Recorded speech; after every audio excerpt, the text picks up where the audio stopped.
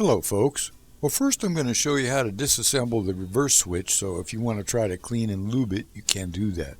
I watched several videos, but what I saw actually did not fix my sticking switch. It would just not stay in for reverse to be engaged, and so I did my hack. Most folks will try to clean their switch first, but probably will have the same conclusion I had, which is that it didn't work. My Goldwing is a 2002, but I think that switch was too far gone for lubing and cleaning. I fiddled with that switch for a couple of hours, cleaning, lubing, recleaning, etc., and hence why I decided to make my foolproof mod. So after showing you how I cleaned it, I'm also then going to show you what I did to fix it. It can easily be done without disassembling anything, so here we go. First you got to take this screw out here, and there's one over here.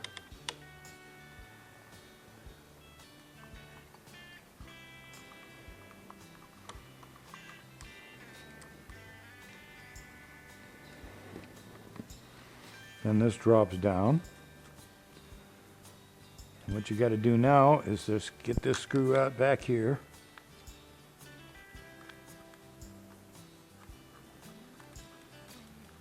And this whole setup comes out like that. Okay, and there's another screw back in there.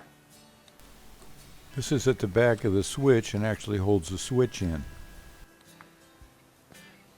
So you get that out.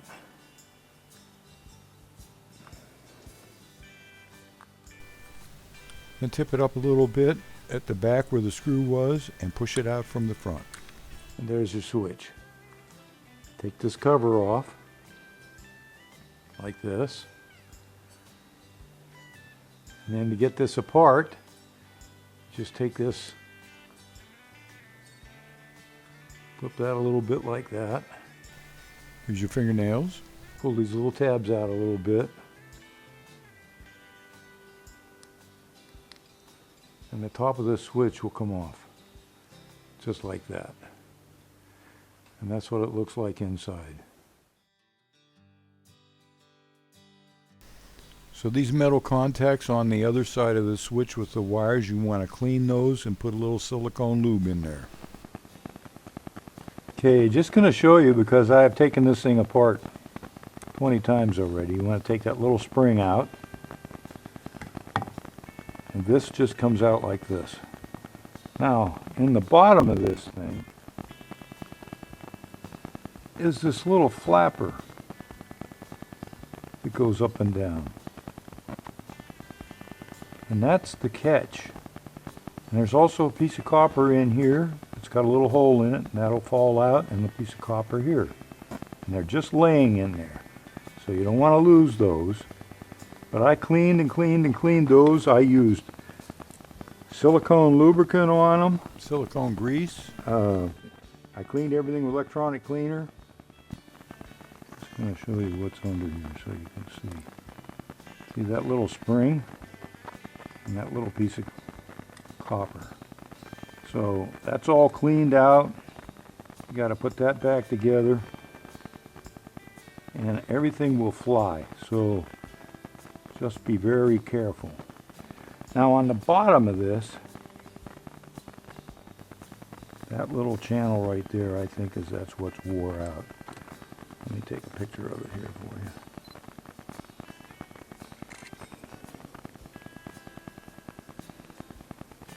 And again, like I said, I've cleaned everything out. This goes back and forth. That little lever in there is what is supposed to pick it up. So I'm going to go ahead and stick this back together and put the spring back together. And like I said, don't let anything fly or you'll be looking for stuff, that's for sure. Done everything you think you can do to it. Put that back in like that. Start on the back side and it'll click nice and tight when it goes in. Put the switch back in here.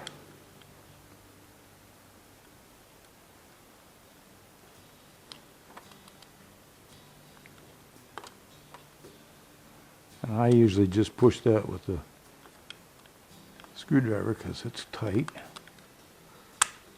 So it's in. Okay, then put your screw in. Push the wires down in there. Put this plate back in.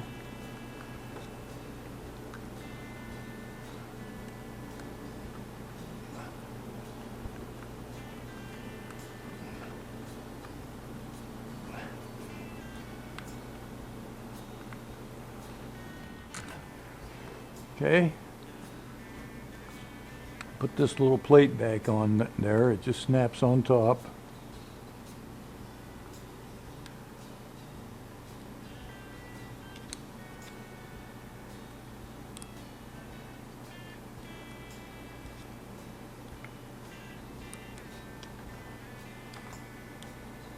Just like that. Now we've got our switch back together. So we put this back together.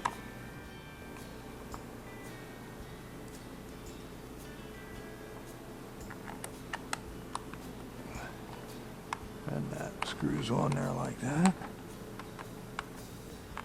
And then this one over here.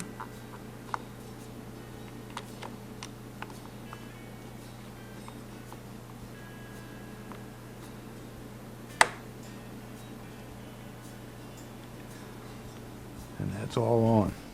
So cleaning and setting it all up and getting it all back in there, it still would not engage. Okay, here's my hack. I drilled a tiny little hole right here.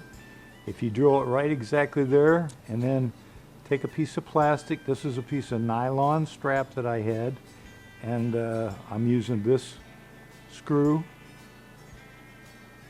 And I'm going to put this in here like this.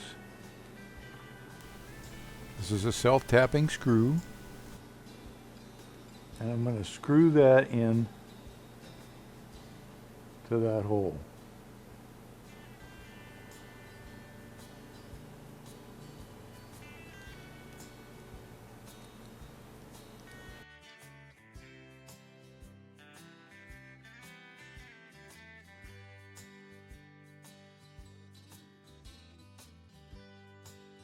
Okay, so there I've got it in just the right tightness now, so when I push the button in and drop that down, it holds the button in.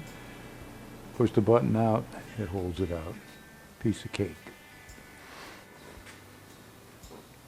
Okay, I didn't really ever need reverse very much when I use this bike. So I need reverse here to get into the garage because I have to back it in and I got to go up over the little ledge to get in the garage. And it's kind of hard for me to do that. So I use the reverse a lot. If I push this button, it won't go into reverse. If I hold it in, it'll go into reverse, but when I let go, it goes back to neutral. So the best way to do that is just push it in, drop that down, that holds it into reverse perfectly. So now I can get into reverse. And the way you do that is you start it.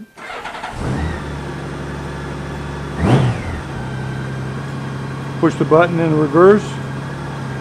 Goes into reverse, push the starter button, and it backs up just fine. Put it back, goes out. Quick fix. You never know what you're going to see in Mr. Herbert Science class. So if it sounds stupid, but it works, it ain't stupid. And this can be done without even taking anything apart if you put the screw where I did. You can see from this picture there's plenty of room inside for the screw.